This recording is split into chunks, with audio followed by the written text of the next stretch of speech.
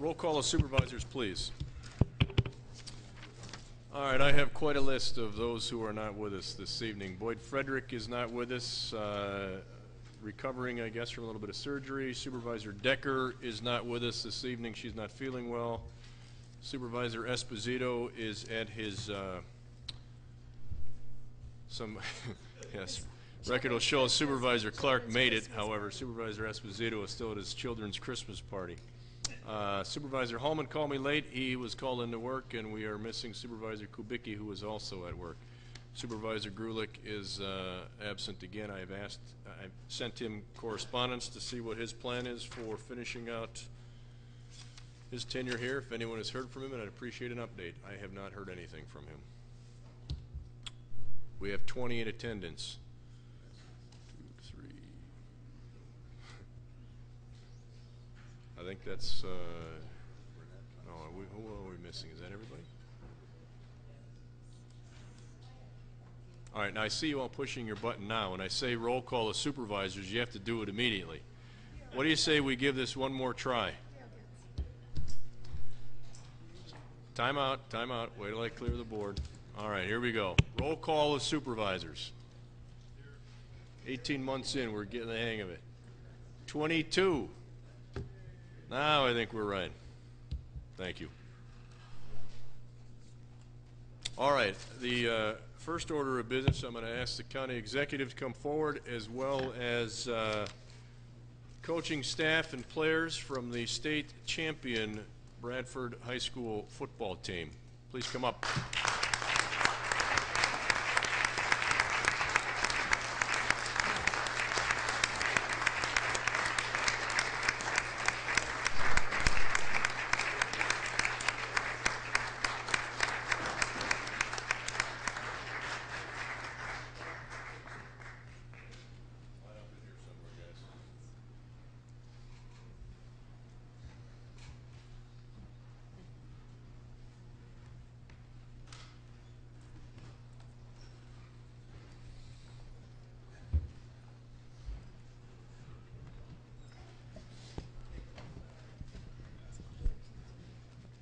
Ordinarily, we get a crowd this big. We're all a little tense on this side of the wall, but tonight it's nice to see it's a little more casual. I'm going to let the county executive say a couple things here. Thank you very much. I want to just tell you that I am, it's a pleasure and I'm honored to be here in your presence tonight. And for bringing home the Wisconsin WIAA Division I football trophy back to Kenosha County, County.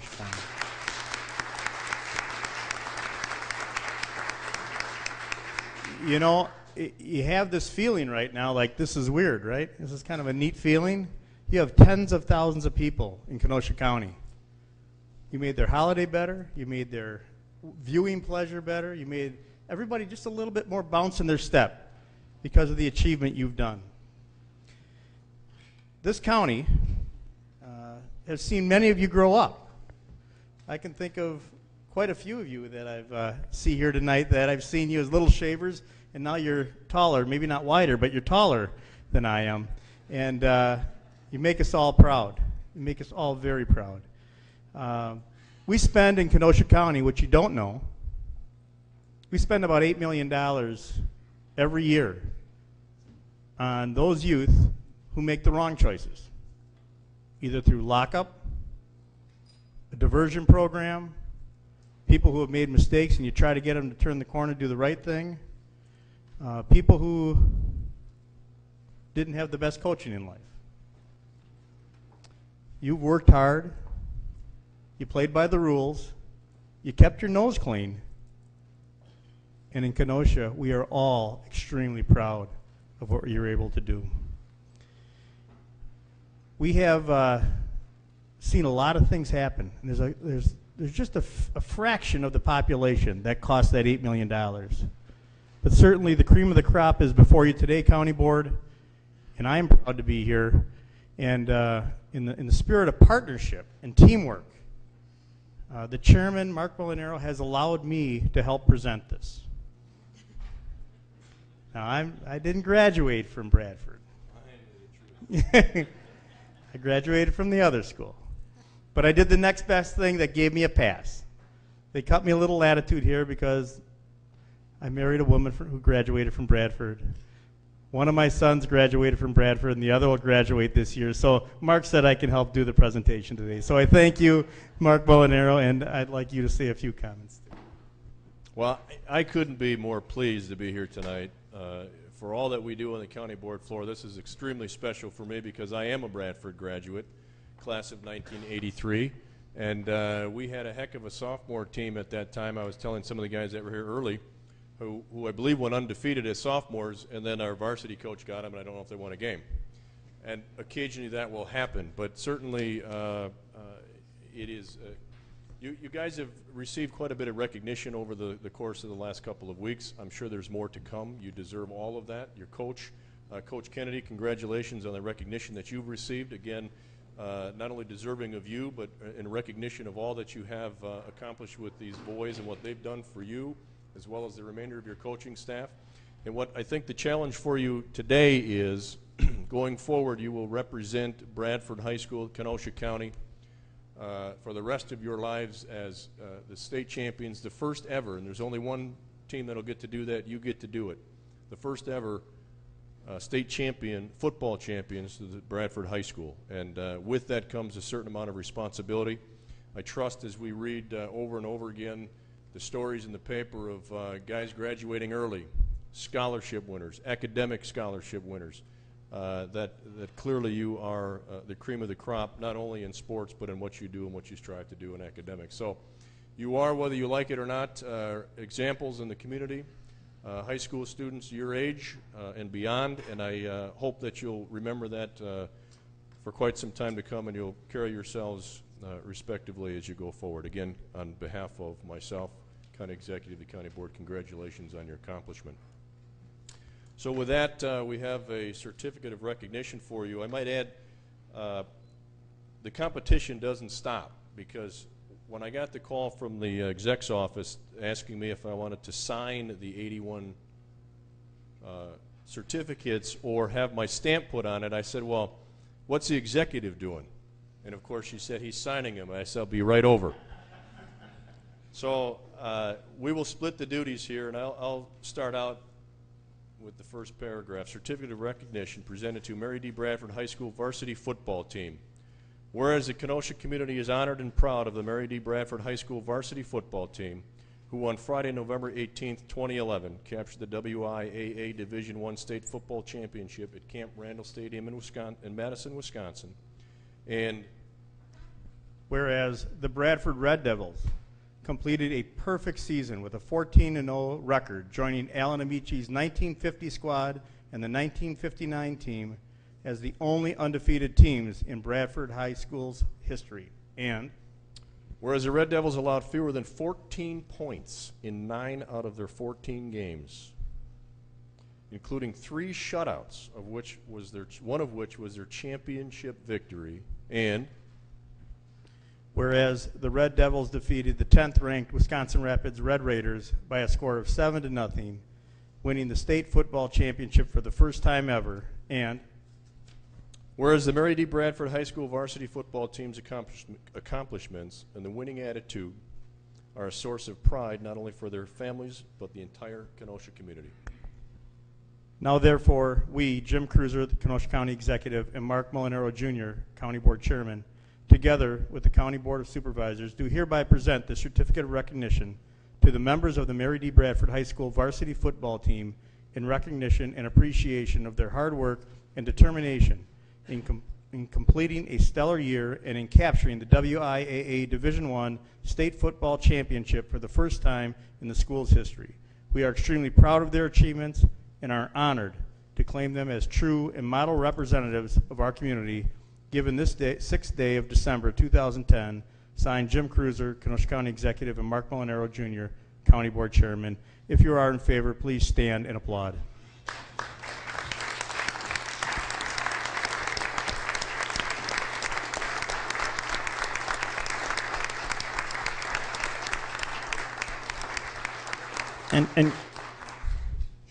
And Coach, before we give you the mic, I just want to tell you that my phone rang, as I'm leaving Camp Randall.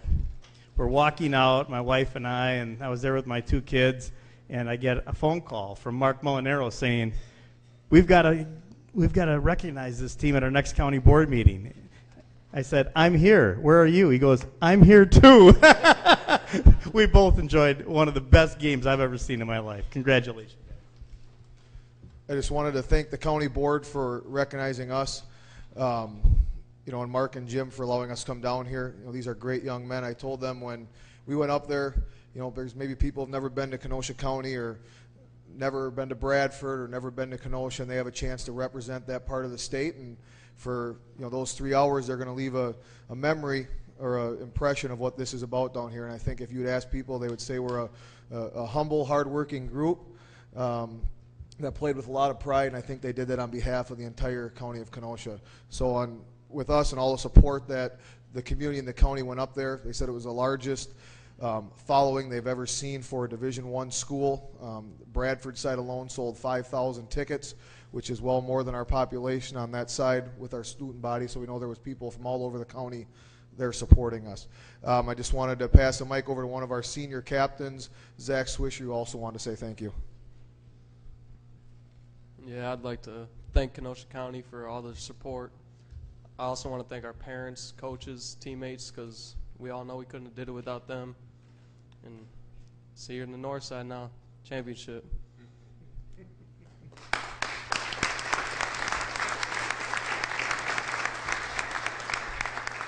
I'll introduce the kids that we have here, and then Zach, if you guys want to walk down. Senior quarterback, Zach Swisher. Senior defensive back, Sean Payne. Junior wide receiver, Danny Lyra. Junior fullback, Steve Carter. Sophomore offensive lineman, Seth Tinker. Senior offensive lineman, Alex Schenk. Senior outside linebacker, Max Hagopian. Sophomore offensive lineman, Steve Malatek. Senior offensive lineman, Tyler Shend. Senior wide receiver, Matt Lovell. Junior defensive lineman, Ryan Hastings. Junior offensive lineman, Graham Bullmore. Junior outside linebacker, Jack Heidi. Junior kicker, wide receiver, Eric Witkowski. Senior outside linebacker, Mitchell Young. Junior offensive lineman, Robbie Harwell. Senior defensive back, Jerry Nash. Senior middle linebacker, Justin Carbone. Junior running back, Christian Banks. Junior running back, Cody Gyrena. And senior outside linebacker, Luke Hagopian. Thank you very much.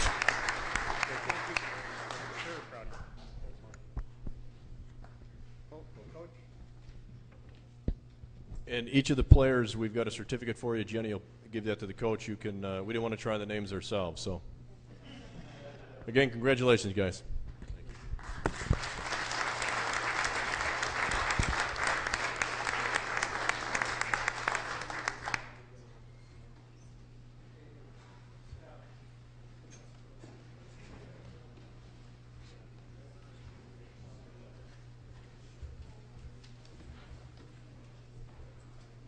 Okay, citizen comments. That's not necessary. Any citizen wishing to address the board, you'll have 5 minutes. Please state your name and address. Speak loudly and clearly into the microphone. Mr. Chairman, Yes, sir. I'm Dr. Jim Moore. I reside at 9218 74th Place in Kenosha. I'm here tonight to represent the Kenosha Coalition Against Legalized Gambling, KCALG, to speak on resolution number 70 that's before you this evening. KCAL continues to watch the development, or perhaps I should say the lack of development, of the proposed casino. We wish to enter into the record tonight our opposition for this. Is this the 7th or 8th? I've kind of lost track of the number of extensions for this IGA. Our position, and that of thousands of Kenoshans we represent, is that a casino in Kenosha is bad public policy, bad for business, bad for families, and will inevitably result in increased addictions, bankruptcies, and corruption. 3 questions. Number 1, what confidence does the community have tonight that corruption does not continue in this present proposal? Already we've seen it tainted with federal indictments, the prison sentence of an elected official, the damaged reputation of a number of our community leaders. An earlier Kenosha proposal was found to have mob ties. Does this corruption continue? Before you sign this agreement, what assurance do you have, can you offer, that corruption has been completely eradicated? Number 2, jobs. How many? Already we find that this project is being scaled back. No longer is the promise of a $1 billion paradise. Jobs and the quality of those jobs will disappear with the shrinking size. Fewer and fewer part-time jobs maintaining mechanical slot machines will not compare with the salaried and benefited union positions that we've lost in recent years. As the project shrinks, so goes the revenue to offset the tax base lost when this land goes into federal trust. Number 3, finance. The biggest question. The Menominee, by their own admission, are broke.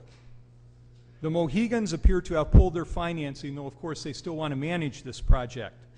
Where's the $1 billion in development money coming from? The local developer is out. Our local banks certainly can't provide financing. Several of them have been forced by the feds to clean up their balance sheets. Who's left locally to gain? This must mean the money, if it's indeed available, must come from out of town, which also means the revenues and the profits will leave town. Kenosha stands to lose.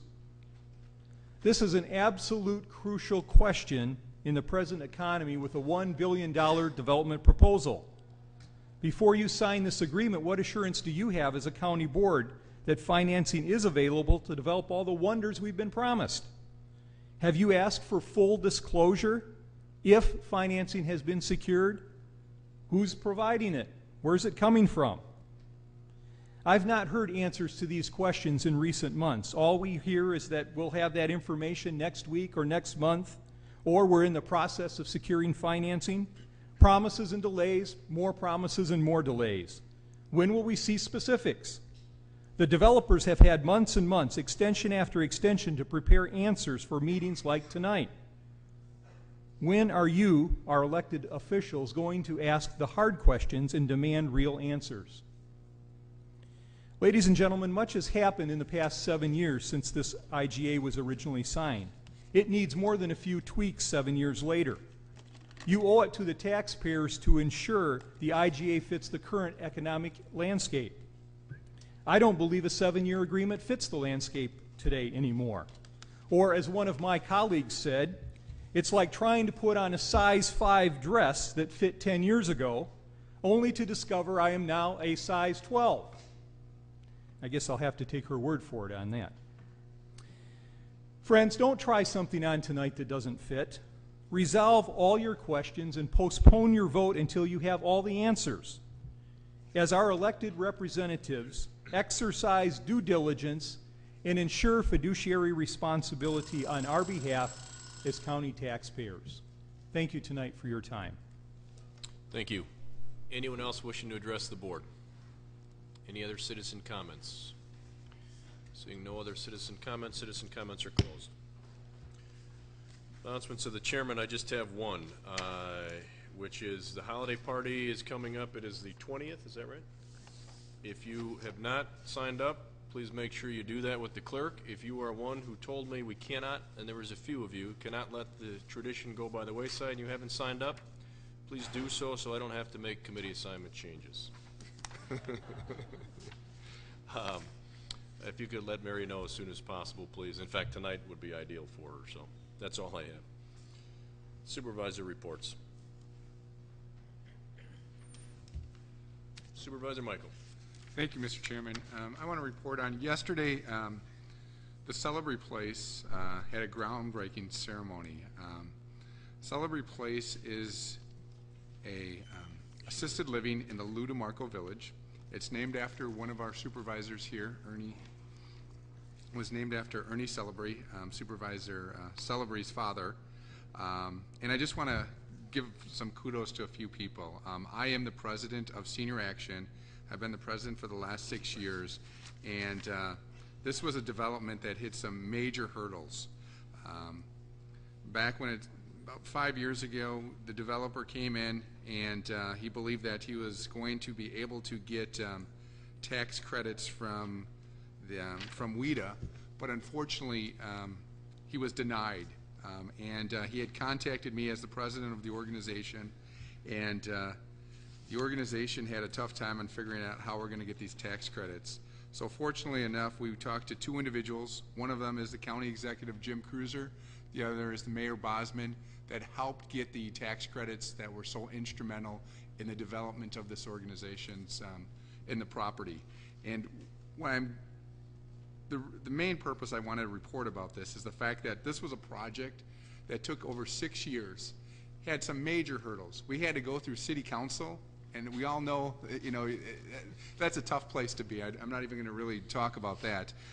But there was some major hurdles that were jumped, the WIDA tax credits, the housing, additional financing that this project was able to go through in over 6 years. And fortunately enough, we're going to have a $7 million building in Kenosha. It's one of the first assisted living projects in Kenosha County, and everyone is very excited. And throughout the 6 years, there were several individuals that said, this project is never going to get completed, but it did.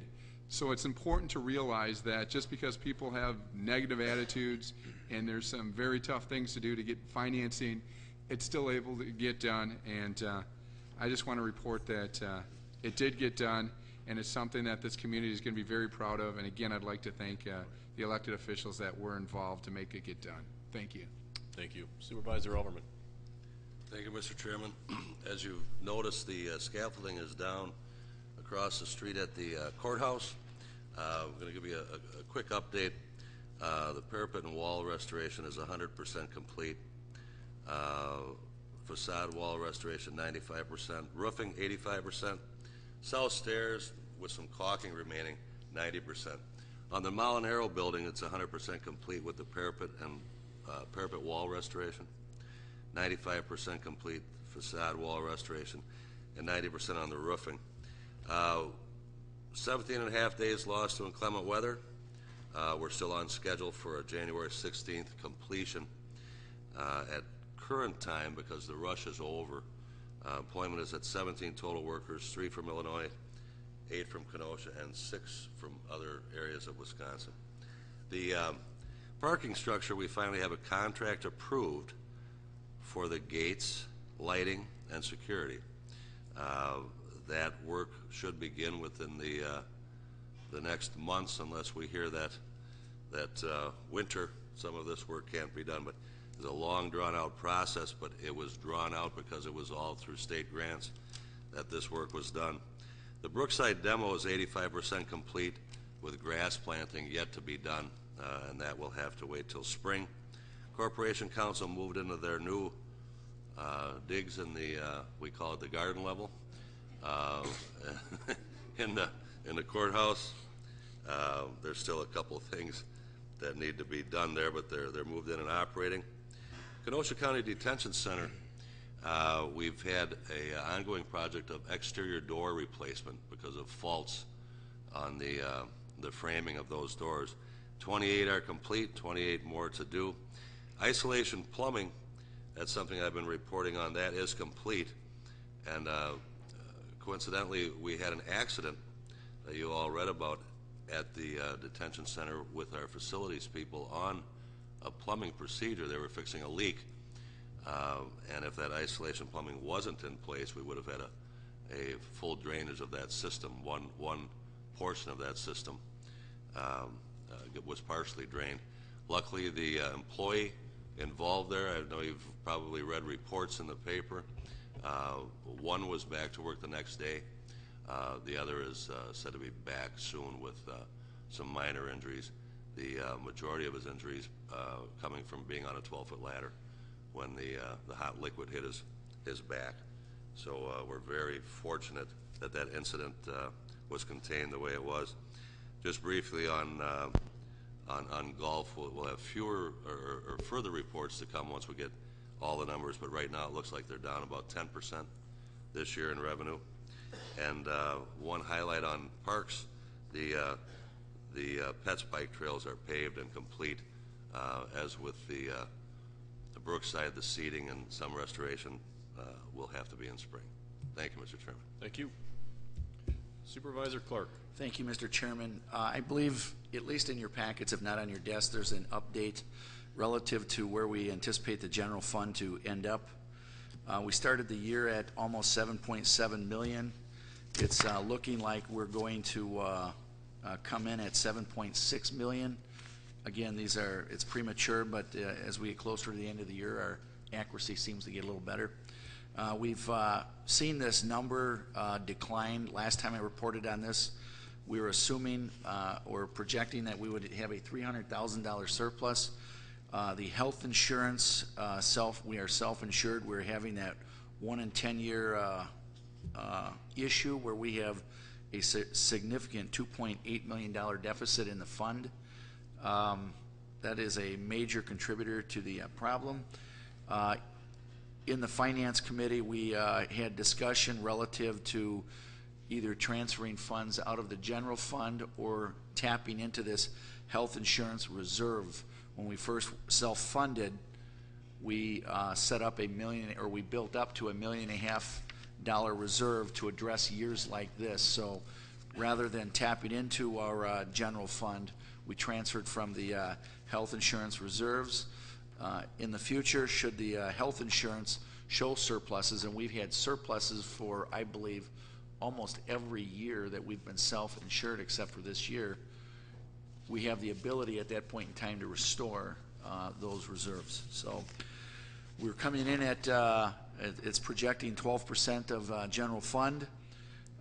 Without the impact of the economy on delinquencies, we would be at 21%. Our policy is 17%, so County Board is certainly mindful of that, and we had a good discussion in the Finance Committee coming to that discussion, or that decision. Recently, there was a comment from a County Board supervisor that the last 4 years we've really accomplished nothing in the County Board, and it's hard enough when you have people in the public that don't sometimes always understand what we do, but when a comment like that comes from within our ranks, I'm certainly going to stand up and address it. And I just kind of went through and reviewed some of the meetings and minutes and some of the accomplishments. So I think now is a good time to consider our accomplishments, and many of you are going to be campaigning on your accomplishments, and I think this County Board has been very responsive. Just taking a look at it, during these turbulent economic times, we have maintained our bond rating, we have improved our management ratings, and that's done because we're adopting debt policies, we're looking at our reserve policies, and we're operating by those policies. And we showed that tonight by trying to preserve our reserves. For many prior to this county executive, for those of you who've been around, recall the battles over trying to build a public safety building, dollars that were wasted, money that was talked about being spent to come up with a solution that saved a significant amount of money in construction, address the medical examiner's office, address the needs for the joint services, to have excess capacity as we grow as a community and what our safety building may need. we've addressed those. We didn't think about today, but we thought about the future, and we may have it may have cost us a little bit more, but we weren't thinking. It wasn't knee-jerk. It wasn't today. It was long-term, and we entered into an intergovernmental agreement that is going to serve this community for many years to come, and there will be savings. That was a very challenging time, but we finally got to a point where we got it done. Medical examiner's office, we addressed that issue. The high impact fund, you know, we're taking a tough economy, we're finding the resources to help bring jobs to this community, to put the tools in place. That was a joint effort. This county board, you were a part of that. We did that. We went to cloud technology. Our IT department, for many years, there was always the mumblings and rumblings about there's problems going on in our IT area. This county executive came in, listened to the county board, listened to some of the leaders, not only in this area, but in many areas, and started turning over some stones. We reorganized our IT department. I sit on that IT committee and just look at some of the things that they're doing, realizing that this is the backbone to every function that we do in the county, and I believe there is real accountability there, and there are accomplishments. We maintained our reserves going back to 2002 all the way through this time to look at where our reserves are. People are running into deficits. You read the paper all over the place. We're running into a deficit, but we built our reserves. We had reserves to transfer. We're addressing those needs. Dog parks, bike paths. Continue to maintain our roads. I've sat in on some budget hearings and I see governments cutting back on maintaining their roads and doing the various different things. I've heard it in the various different committees. We're not going to compromise our infrastructure, which is the backbone to our development. So, and we did that while maintaining a levy. Talk about our levy over the last 8-9 years, an average of less than $4 increase on the average home. During our most difficult, challenging times, income maintenance, we lose $2.5 million. We're maintaining our services. We're finding ways to be more efficient. And in all the time that I've been on the county board, we come in with the lowest tax levy during my 10-year period on the board. Nothing's getting done, they say. Mortgage remediation program, IT reorganization, golf reorganization, take a look at the financial reorganization in the county. That came from dialogue, that came from committee work, that came from supervisors, and that came from a partnership with the administration working together. This county board has accomplished a lot. I'm proud to say I'm a member of this county board, and I look for great things to come in the future. Thank you. Thank you. For those of you who may have been thinking that should have been on the agenda, you are correct. I wasn't going to stop you, was my point.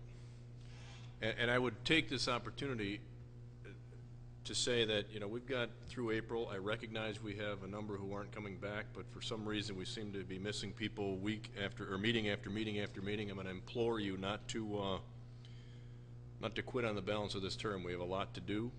We have a lot to continue to do and continue to accomplish, and I would urge us all to stay engaged through April, please. Supervisor Ron Frederick. Supervisor O'Day. Thank you, Chairman.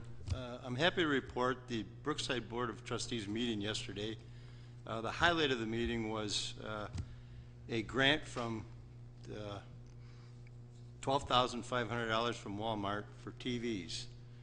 We've been purchasing 26-inch TVs. This should finalize. We should be having TVs for all 154 beds in there now. And it's been a long time coming, but we got it. We have the check, and we will be going forward with the purchases. Thank you. That's good news. Seeing no other lights, clerk. County Executive Appointments, 17. I'm sorry. Nope. H, after Supervisor. Appointment of Jasmine Galindo as Youth and Governance Member, and I should have done this earlier. Is she here today? You're not her, are you? You don't look quite old enough, young lady. So she's not here today. Okay. So I am appointing Ms. Galindo to, as a replacement due to circumstances that the current member will no longer be serving. So Ms. Galindo will be appointed to, as the newest Youth and Governance member to serve out this term. My apologies, go ahead.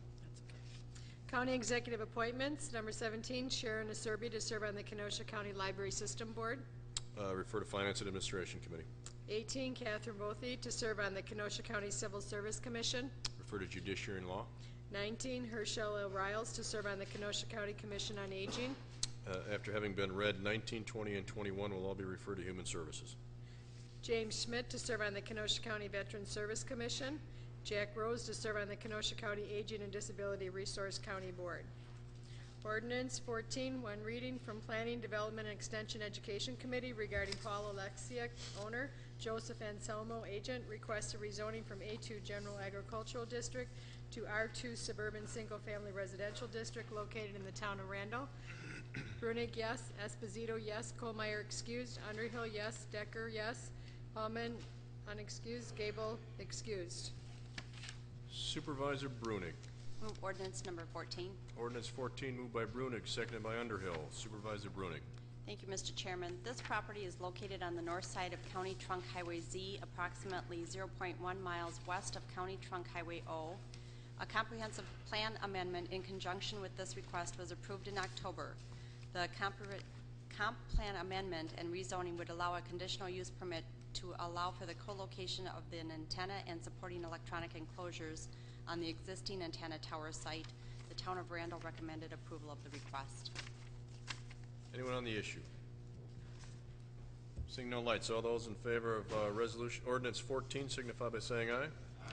All those opposed, motion carries. Resolution 4, first reading to required from Finance Administration Committee, a resolution to amend the Kenosha County Policies and Procedures. Joe Clark, yes. Eckerness, yes. Gentz, yes. Grady, yes. O'Day, yes. Singer, yes. Rose, yes.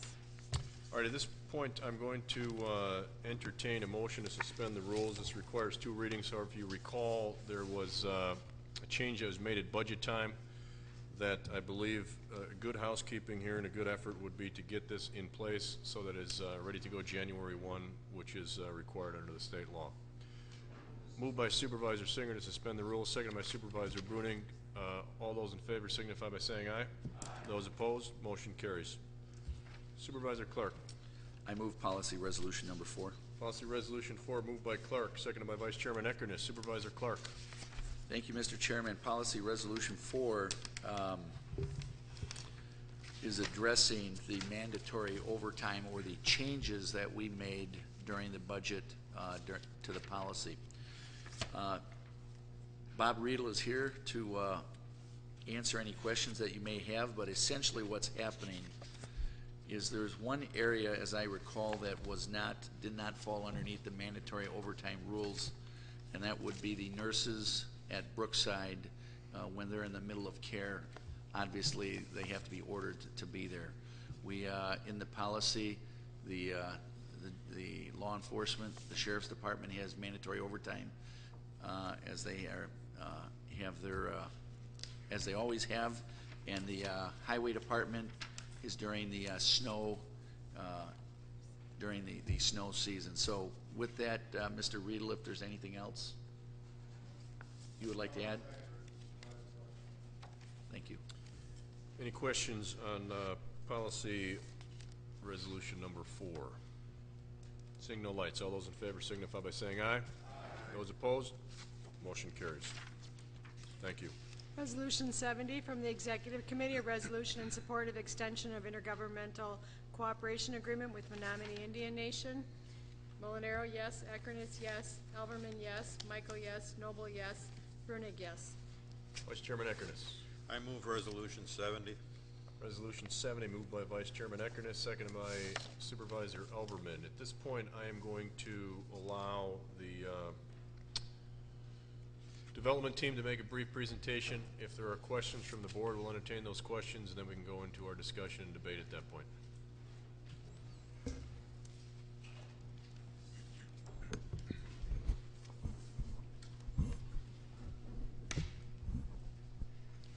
Okay, good evening. I'd like to introduce myself. My name is Lori Bovine. I serve on the Menominee Tribal Legislature. I've been there for almost 9 years, soon to be closing out my term February 8th. I also currently serve as the chair of the Menominee Kenosha Gaming Authority. With me tonight, I also have Lisa Waka, who is on the tribal legislature, and she also serves as a member of the Menominee Kenosha Gaming Authority and has served as the chair for the tribe numerous times. I also have Mr. Rory Dilwig, who is our outside legal counsel, who was the lead on our litigation and on our settlement with the federal government, and Eric Olson, who is our local representative. So I'm going to do some brief talks, and my team will help me out in areas where they have the better answers than what I do. We did provide a detailed written report that will supplement the verbal presentation that was given to the executive committee last week. I'm going to have Rory Mr. Dilwig talk about the land into trust, give a brief, there's a lot of information on here. I'm going to have him give a brief synopsis of the land into trust. The HEMES decision and any pending federal legislation that may be pending. And then I'm going to talk a little bit about the project viability. And there's a lot of information in the packet, so I'm going to try to keep it very brief. But basically, one of the questions was, based on the financing, what would be the worst case scenario that if we went out, what could we still do? We do have in the report that from a consultant that we hired to look at the numbers pretty quickly, that his assessment was that this project was still viable. It just may not be able to be done in the same phases that we were originally looking at. We also provided some information regarding a PricewaterhouseCoopers article that came out in January of 2011 that also talked about the gaming market and talked about how that market would increase and how tribal gaming would have the largest percentage of increase coming around 2014. But basically what we did, and part of our phase one kind of talked about a $90 million renovation of the existing facility. So we kind of use that as our worst case scenario, meaning that if the time when we were approved and if the markets still weren't any better and we couldn't get the level of funding that we needed, and at the minimum was $90 million, that with that we would still be able to renovate the existing facility.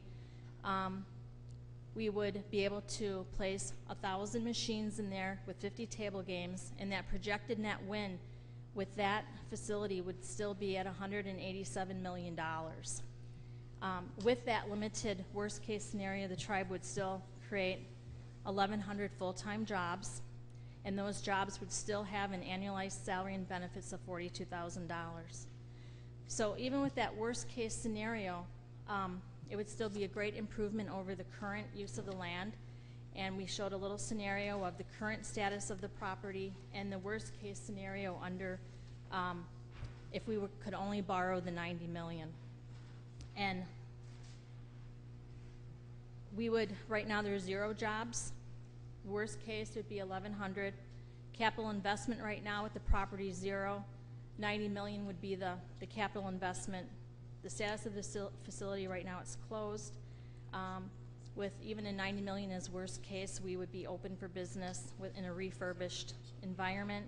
The income to the county currently with the facility is about 200,000, and on the worst case, the income to the county would be $1.6 million annually.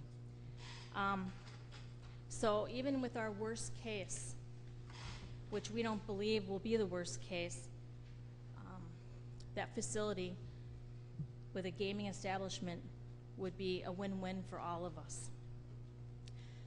As far as the updating, we did report that right now we're in the process of updating our application. We met with the Bureau of Indian Affairs in September, and they verbally told us what we were going to need to do, and we started working on that prior to receiving their letter actually outlining what it would be. So we have to do updates on the environmental, which means we have to update the environmental impact. They're also asking us to do updated projected gaming income statements, fixed asset accounting balance sheets, and cash flow. So we have to redo all of our numbers because they also want to know, is the application still viable? The tribe is engaging a firm called Klaus Robinson, which is a consulting firm from Minneapolis, Minnesota, to perform those updates. And we did provide a sheet on their experience in the gaming and hospitality industry. So that's an update from last week.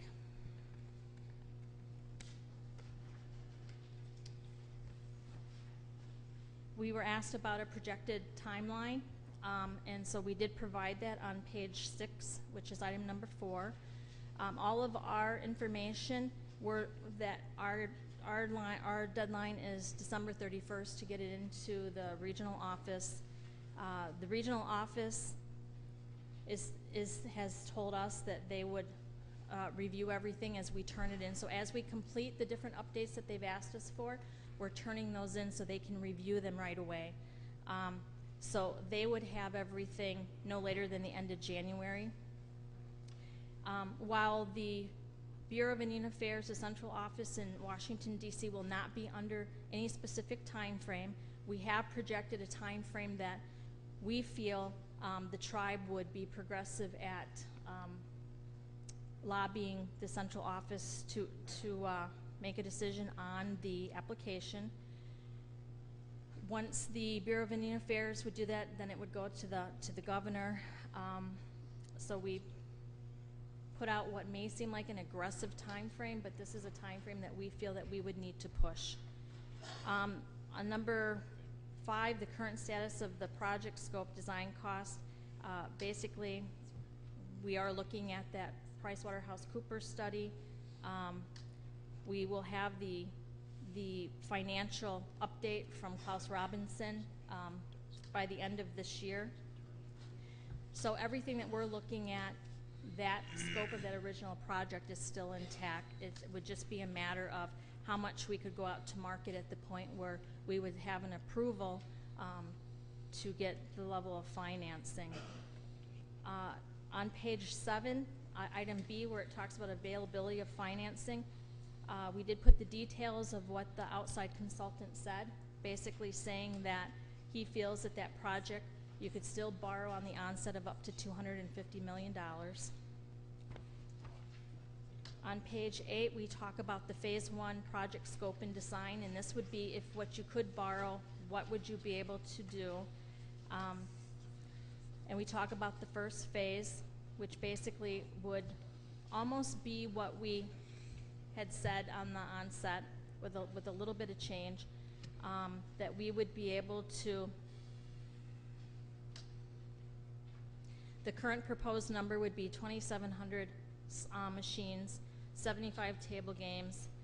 The square footage to gaming would be 101,000 square feet with a 5,000 seat entertainment facility. That would remain unchanged. If we had to move certain costs from phase 1 to phase 2, then we would rephase the food and beverage.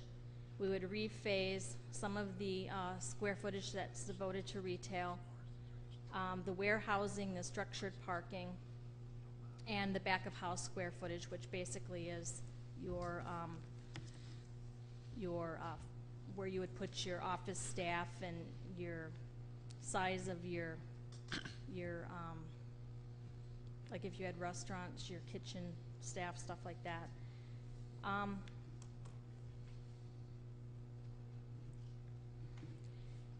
On number 7, the Mohegan involvement in the status of development and management partners, I'm still on the bottom of page 8. We've reported this before, that the Mohegan tribe is no longer the developer of the project. and that Menominee and Mohegan still have an agreement for the Mohegans to manage the facility, but that could be subject to change depending on if the tribe brings in a new developer. And the tribe is currently seeking a developer, and we are looking at bringing in somebody that would be experienced in outside development, as well as we would bring in experienced outside management if management would have to change. And again, that is also part of the update to the Bureau of Indian Affairs. The Kenosha Gaming Authority is still intact. It has been since the beginning of when the project started. And with that, I'm gonna ask Mr. Dilwig to kind of talk about the land into trust, and if there's any questions on the HEMES decision and any pending legislation at the federal side. At the state and tribal, there isn't any. So with that, I'll have him do a brief update, and then we'll entertain any specific questions that you may have.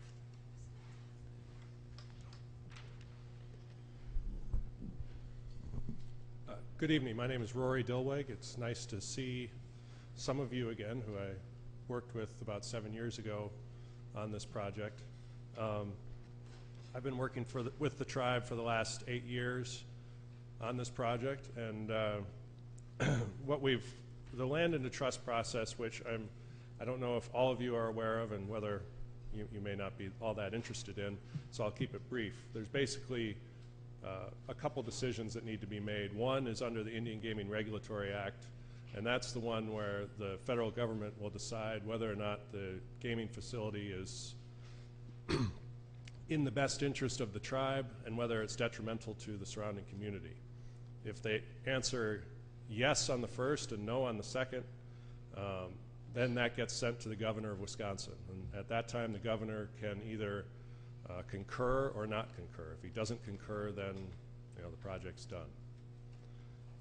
The Section 151 preliminary, Section 151 is a section in the Code of Federal Regulations which grants the Department of Interior the ability to take land into trust on behalf of tribes. And so that is the ultimate decision that will be made after the two-part determination, which I just mentioned. What had happened previously was the Department of Interior denied the 151 application of the tribe. We sued based on that denial, saying it was arbitrary and capricious. Basically, the former Assistant Secretary of Interior had created out of whole cloth a new rule and regulation. While we never got a decision on that matter, we settled the case in this past summer. The department, as part of that settlement, the Department of Interior agreed to provide us with what we needed to, well, one, they agreed to reopen the application. Two, they agreed to provide us with the information that needed to be updated in the application, and that's what we're doing currently, which Ms. Bovine described. And as far as what's happened since that time is the Department of Interior has withdrawn the rule that was made up by the previous administration. They have accepted 2 applications, denied 2 since that time, and they are looking to get through more of their gaming applications in the coming months. So I won't go into any more details unless you have detailed questions about. Anything further you guys, the team would like to add? If not, I'm sure there'll be some questions.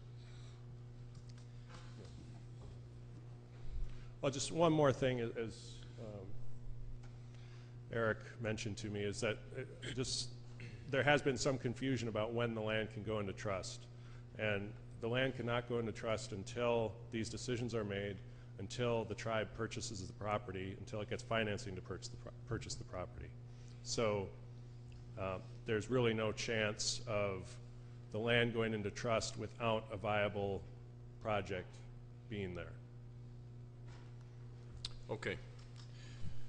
Supervisor Eckerners, on the original motion. Do you have anything to add? Yes, this extension runs until March 31st of 2013. That coincides with the date that the option the tribe has with the owner expires as well. It is hoped that this will be resolved long before then.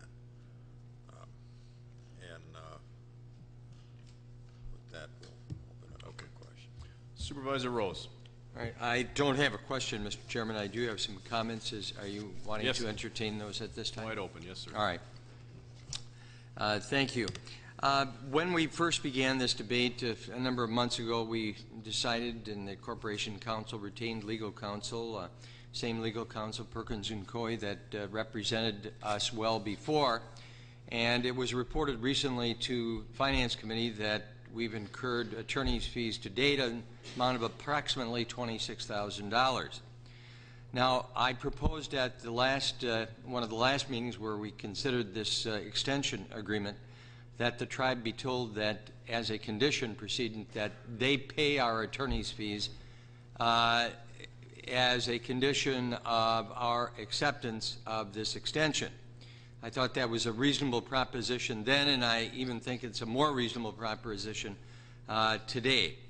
$26,000 has been incurred to date. We didn't have that figure before, but we're certainly no closer to development today than when we were many years ago, in excess of 10 years ago, when, if you recall, if you were on this board, former Congressman Morgan Murphy came before this board, the Chicago congressman, the ghost voting congressman from Chicago, and made a very flowery presentation. He was going to move to Kenosha, if you recall, and we were going to have thousands of jobs, and there was a pot of gold at the end of the rainbow. Well, none of that developed. And how many people have appeared before this board? How many developers? How many lawyers? How many other people of interest? They had many union people in support and other community leaders in support of this, and that seems to have vanished. And the reason it has vanished is because all this is a series of promises. Now we're down to a very modest proposal. How many very fancy, well-bound proposals have we received? And none of this comes about. It's just more promises, and now we are here being asked this evening to extend this for another 15 months, and when that doesn't, it'll be some other kind of extension. So I don't see that we should proceed any further unless they are willing to pay our attorney's fees. And when I brought this issue up before, I suggested that they pay the attorney's fees in either event. And now they seem to be very optimistic. They believe that this is the time to develop and that it will be approved.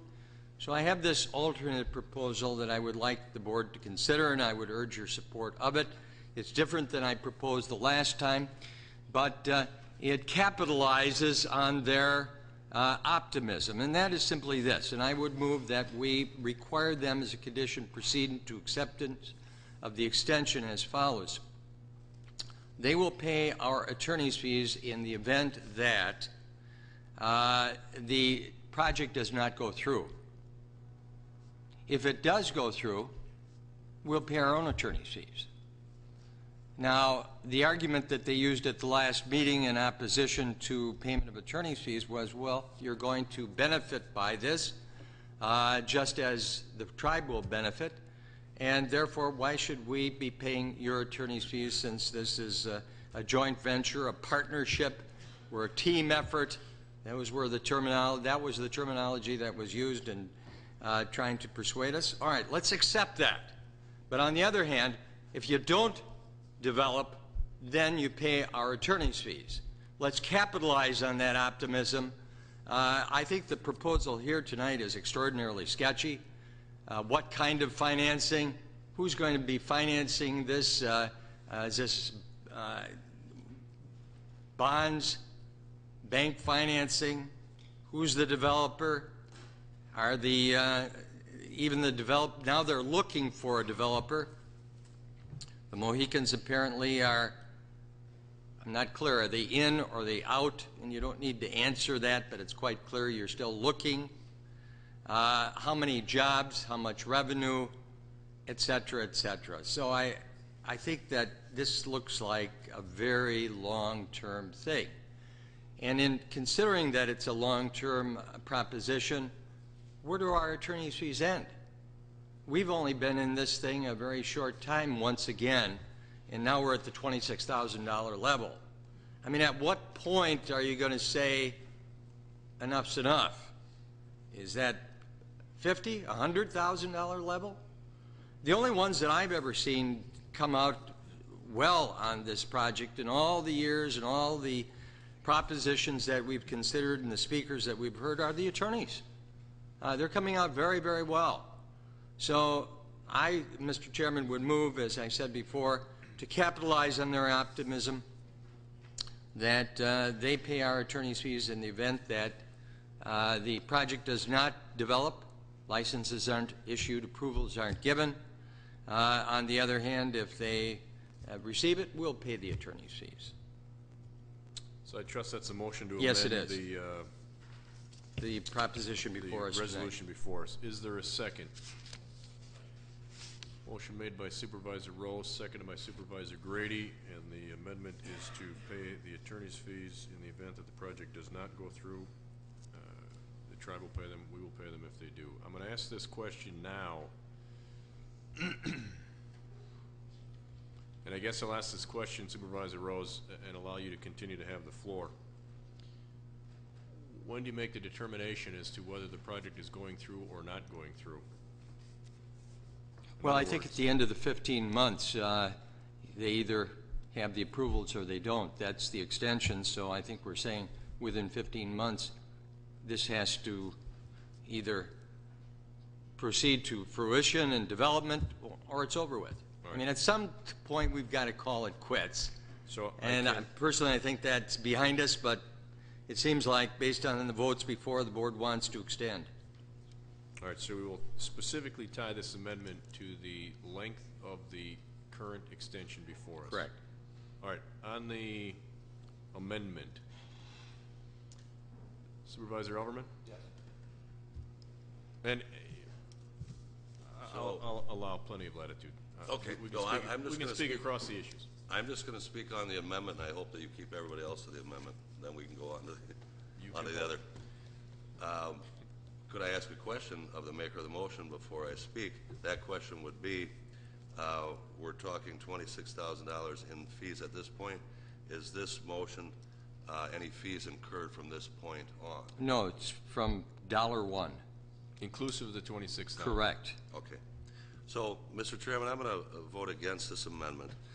I have numerous reasons. I guess I'll go back, and I could go back to numerous projects that the county has pursued and backed. I cited one last week, and I'll stick with that one. A few years ago, Chrysler had decided on a couple, 3 different locations that they were going to invest some money, possibly build a new plant. Kenosha County jumped in with $5 million that we put into a fund to purchase land and help them develop land and build a plant here. Now, we've done similar things. We've invested money with CABA over my full tenure here when I was on the village board in Twin Lakes, always subsidizing the revolving funds and on numerous other occasions. Now, just recently, we took, since the Chrysler thing fell through, we took $1 million of that money and put it into a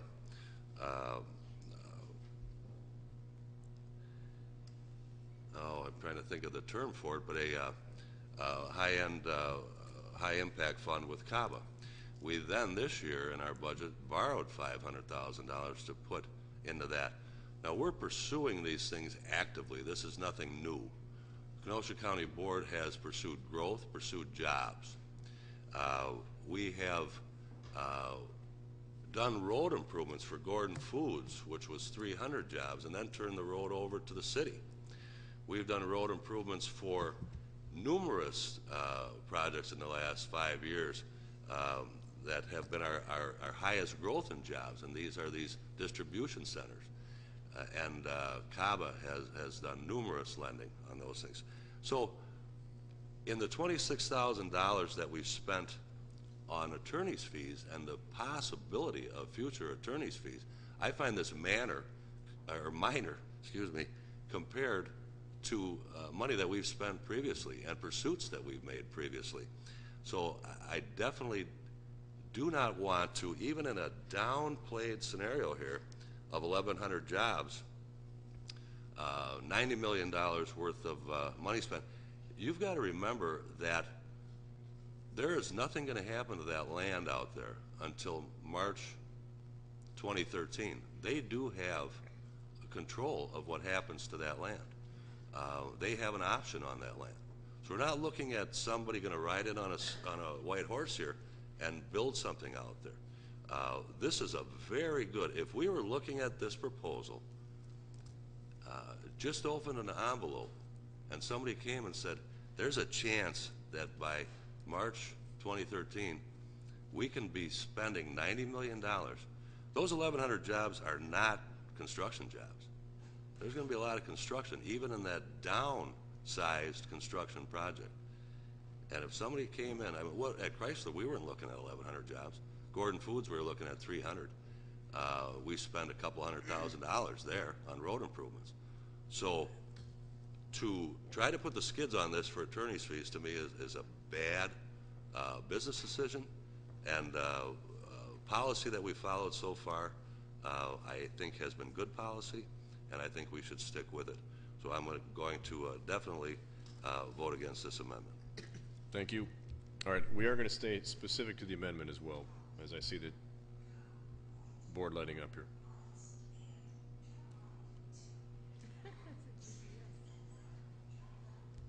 Vice Chairman Eckerness.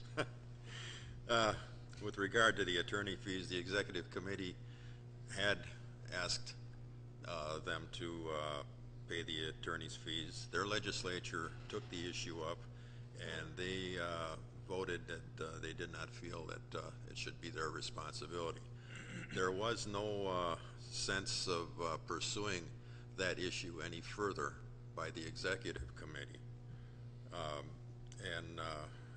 I see this as this would just be a way to kill this IGA, and in killing the IGA, you're killing the project. So, because yeah, if you adopt this amendment, now we're changing this agreement. It's got to go back to the tribe, and we're going to have a meeting next week, or the week after, maybe right after the Christmas party. We can have a special meeting to take it up. So I'm going to vote against this, and I'd urge you all to do the same.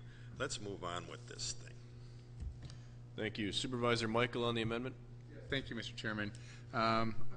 Basically, just reiterate what Supervisor Elverman stated regarding the money we've invested.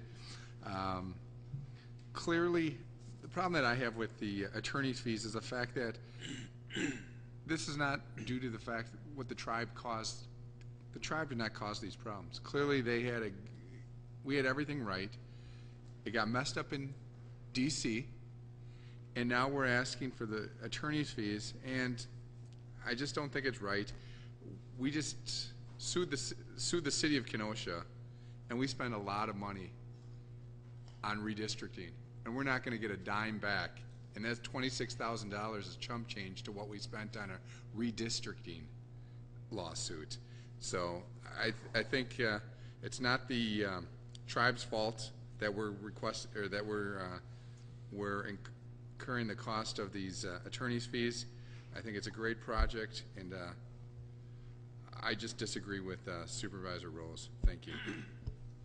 Thank you. Supervisor Grady on the amendment. I'll speak. Thank you. Thank you, Mr. Chairman. When you look at the length of time that these various gaming proposals have come along, it's been quite a long road, and there's been very little in incentive and in payback for Kenosha County.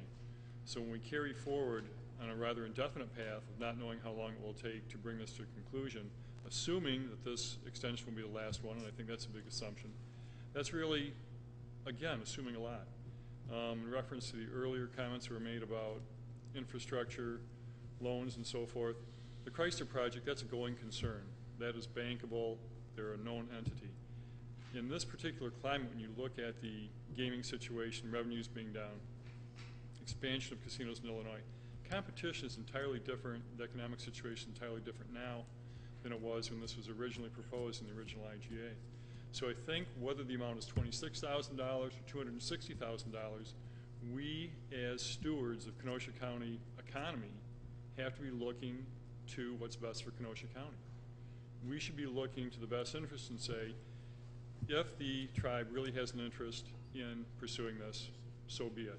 But they should at least have some small amount of economic responsibility to Kenosha County.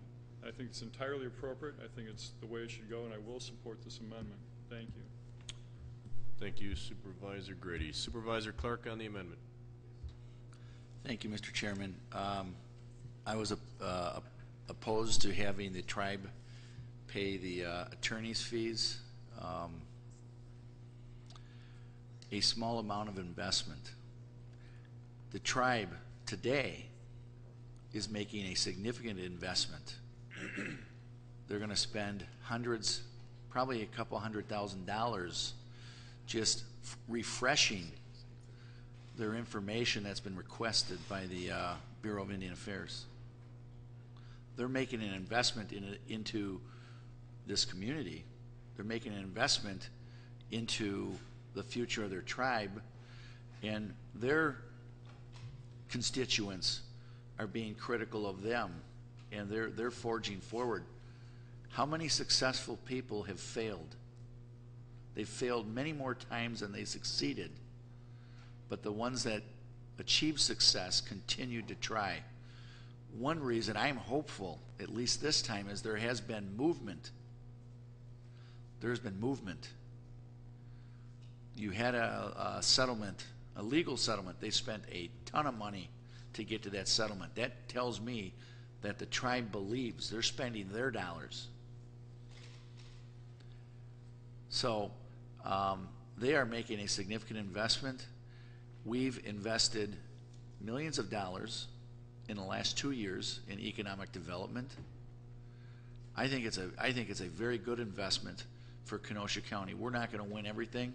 We spend money on studies that we may not end up using, but I think we at least owe it to the taxpayers to make this expenditure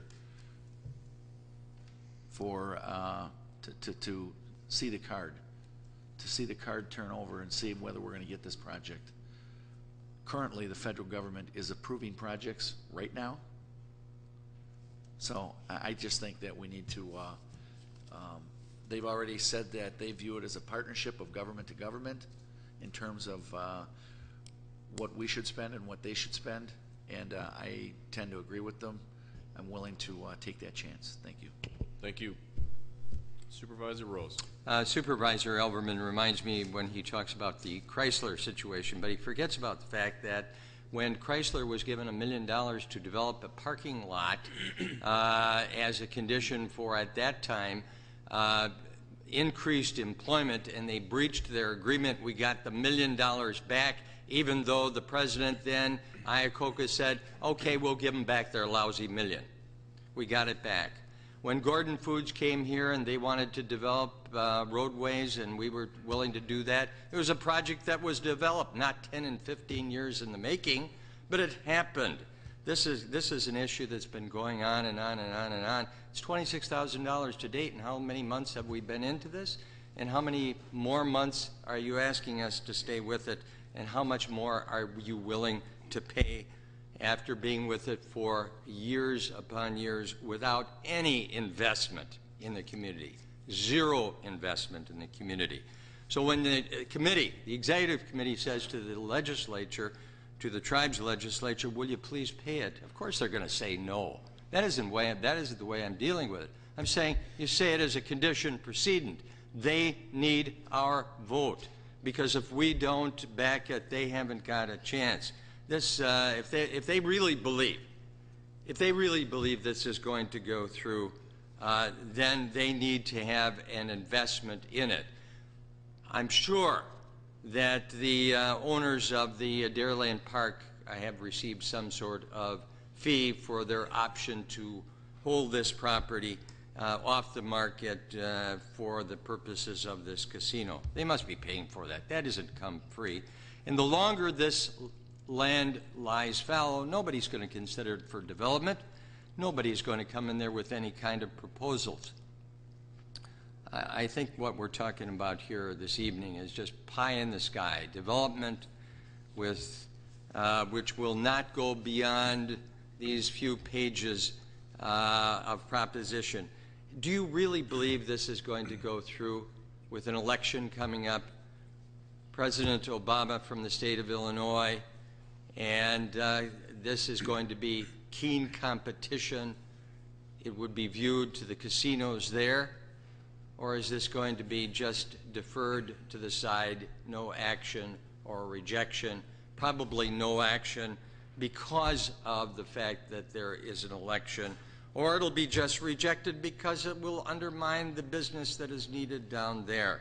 So the proposition that this is likely, I think, is one that is just fanciful thinking, which isn't going anywhere. I'm afraid this project is one which is their hope, it's their dream. They have to carry through it because they're getting criticism and they've gone so far they can't stop. But I think we have to stop here unless they're willing to pay the bill, and that's not very much to ask. Thank you. Vice Chairman Eckerness. Thank you. That's true. We spent $26,000 so far on attorney's fees. It's unlikely that we're going to spend much more until there's a decision made by the Bureau of Indian Affairs. If we do this now and it does have a negative impact on this project, which I think it probably would, then we've thrown the $26,000 away. This is a no-brainer as far as I'm concerned. We want this project to go through to where they make their decision, and then the governor will have to make his decision. We don't know what that's going to be. I hear all kinds of speculation as to who's going to do when. This is something that we need to allow the tribe to continue to work on. The failure to perform has been on the part of the federal government on this. The tribe has been working very hard, spending a great deal of money really on our behalf to bring this project to our community. I don't hear anybody else talking about trying to bring 1,100 jobs or 3,000 jobs or whatever into this community anytime soon. They've invested a lot of money. They've taken heat from their constituents as well. I think that, again, this is just an effort to sidetrack this thing and maybe cause it to go down in flames. Thank you. Supervisor Zerban. Call the question. Wasn't any of their lights. All those in favor of calling the question signify by saying aye. Those opposed, question's called on the amendment. All those in favor signify by saying aye. You want to move it quickly? We're going to move it quickly. The amendment is that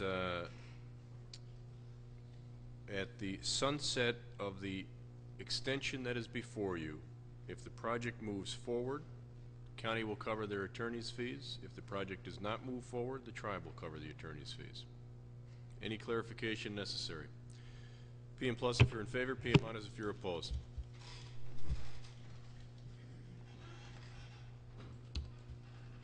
Five to 17. We are. It fails. We are on the amendment or the motion as presented. Any other comment? Seeing no lights. All those in favor signify.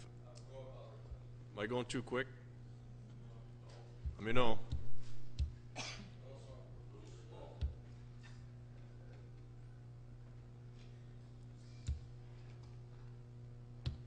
P and plus if you're in favor of the 15-month extension as, I'm sorry, extension through March 31st, 2013. If you're in favor, P and plus. If you're opposed, P and minus. Motion carries 19 to 3. Clerk. Yes, sir. Just a point of information, was the previous extension of agreement that we adopted signed on time?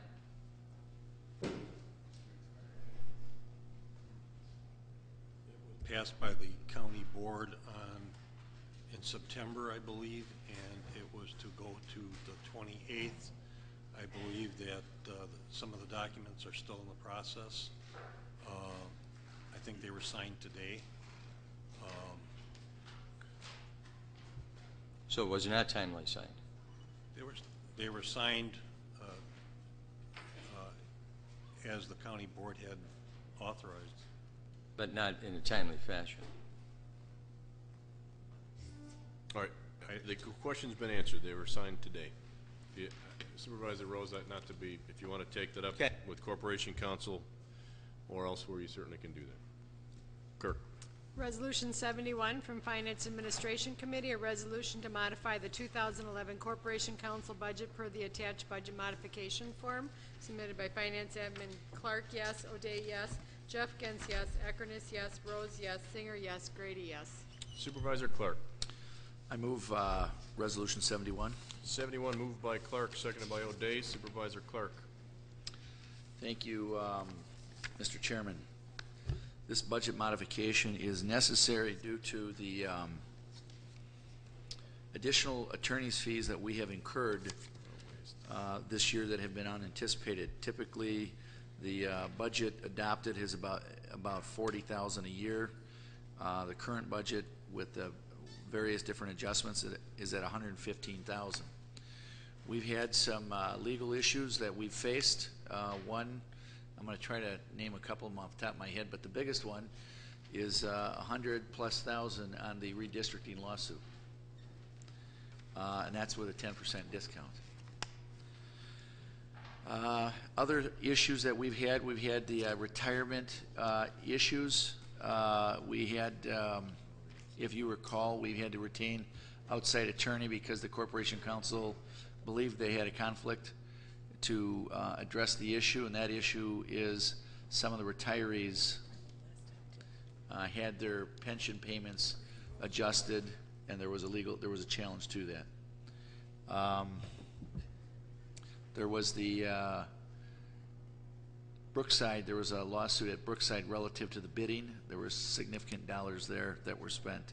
So this budget request leaves dollars available to for any remaining attorney's fees, and I want to say that left about $32,000 out there is my recollection to get based on what's been appropriated, and that we don't anticipate if there's anything extra there that would be rolled over, carried over to next year.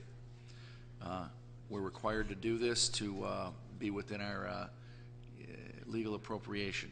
So there were also legal fees that were incurred relative to the Human Services Department, but that is going to be picked up by Human Services. Corporation Counsel or Dave Geertsen, if I'm missing any significant legal fees, you certainly can advise the board at this time. Thank you. Thank you. Anyone on the question? Supervisor Rose. Well, one of the legal fees was the Perkins Coie bill of approximately just short of $26,000. So that's also in there. We had a nice chart, and I thought that would be in the packet for everyone to see as to exactly how much was paid out to each law firm on what issue. And I thought explained it very well. Any other comments? Seeing none, this is a budget modification requiring 2/3 vote. P and plus if you're in favor, P and minus if you're opposed. Resolution 7. Nope. Motion carries 22-0. Resolution 72 from Finance Administration Committee, a resolution to transfer funds to cover anticipated 2011 health insurance shortfalls. Clark, yes. O'Day, yes. Jeff Gens, yes. Eckerness, yes. Rose, yes. Singer, yes. Grady, yes. Supervisor Clark. I move Resolution 72. Resolution 72 moved by Supervisor Clark, seconded by Supervisor Jeff Gens. Supervisor Clark. Thank you, Mr. Chairman. As I mentioned earlier, The health insurance has a deficit of 2.8 million. It was determined that we're going to need 500,000 either from the general fund or from our health insurance reserve fund. The other part of the deficit, or that 2.3 million, will be made up by surpluses, different budget areas to make that up. As I mentioned earlier, we're anticipating our general fund to close very close to where we opened this year, and the administration felt that it was appropriate at this time to make this transfer. This transfer could have been delayed until closeout, but they wanted to bring this to the attention of the county board at this time as well. Thank you. Thank you. Anyone on Resolution 72? Seeing no lights. Roll call vote. P and plus if you're in favor, P and minus if you're opposed.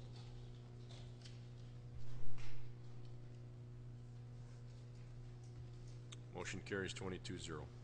Resolution 73 from Finance Administration Committee, a resolution to approve the Kenosha County Auditor. Clark, yes. O'Day, yes. Jeff Gens, yes. Akernis, yes. Rose, yes. Singer, yes. Grady, yes.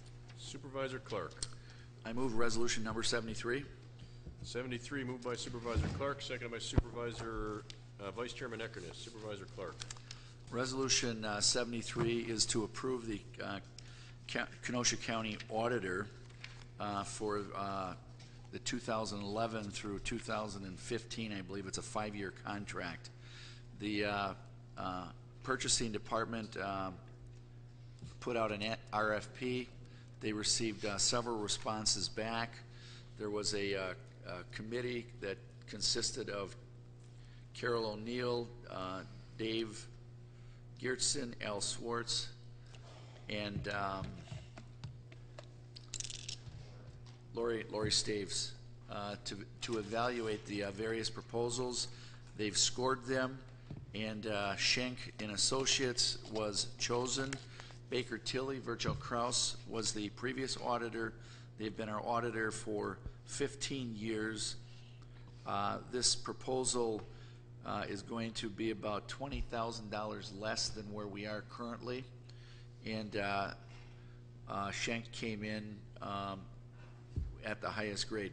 Schenck is a regional accounting firm throughout Wisconsin, mainly on the eastern side of the state, but they do several municipalities, counties, in governmental audits, so they're very well qualified. I urge your approval. Thank you. Any comments? One question, if I may, to Supervisor Clark. It states here that the savings is somewhere around $20,000 for 2010. Do we have a projection over the term of the contract?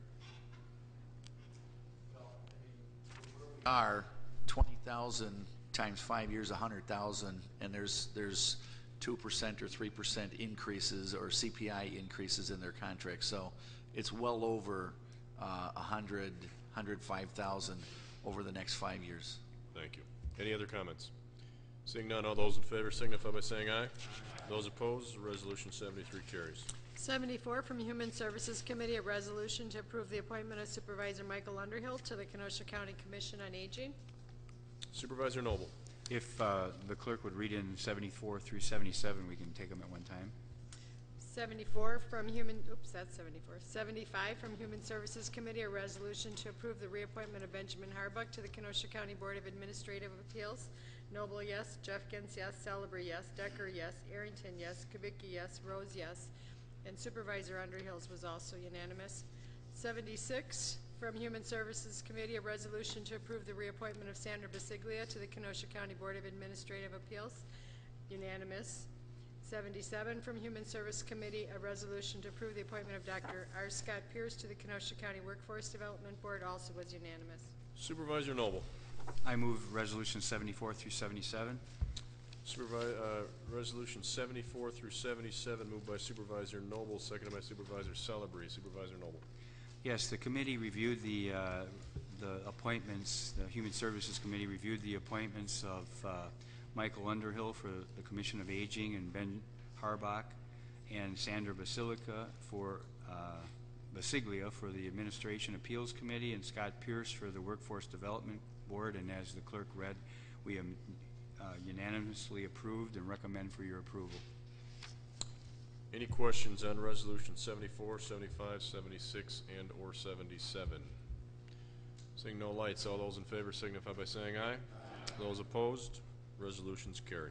78 from Planning, Development, and Extension Education Committee regarding appointment of William C. Martin as County Representative, the Volts Lake Management District Board. Brunig, yes. Esposito, yes. Kohlmeyer, excused. Underhill, yes. Decker, yes. Bauman, unexcused. Gable, excused. Supervisor Brunig. Move resolution 78.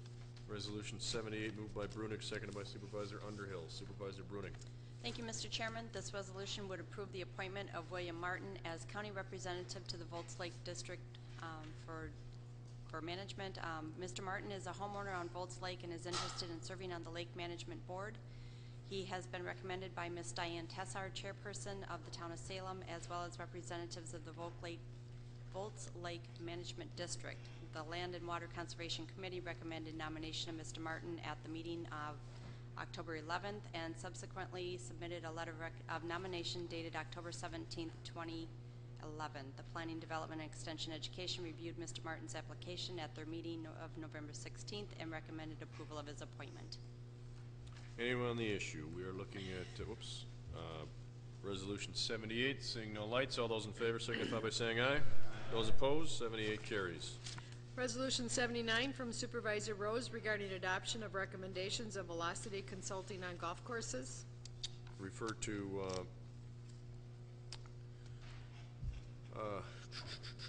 stay with me. Public Works and Facilities. There we go. It's, you know, it's a lot of years calling the other ones. It's still tough. Resolution 80 from Supervisor Rose regarding closure of the Brightondale Red 9 course. Again, refer to Public Works and Facilities. Communications 4 from George E. Melcher regarding future items scheduled before the Planning, Development, and Extension Education Committee. Refer to Planning, Development, Extension, Education Committee. Approval of the November 15th, 2011 minutes by Supervisor Zerban. Supervisor Zerban. Move the minutes as presented for approval of November 15th. Moved by Zerban, seconded by Arrington. All those in favor signify by saying aye. Those opposed, motion carries. Supervisor Michael. Moved to adjourn by Supervisor Michael, seconded by Supervisor Clark. All those in favor signify by saying aye. Those opposed, we are adjourned.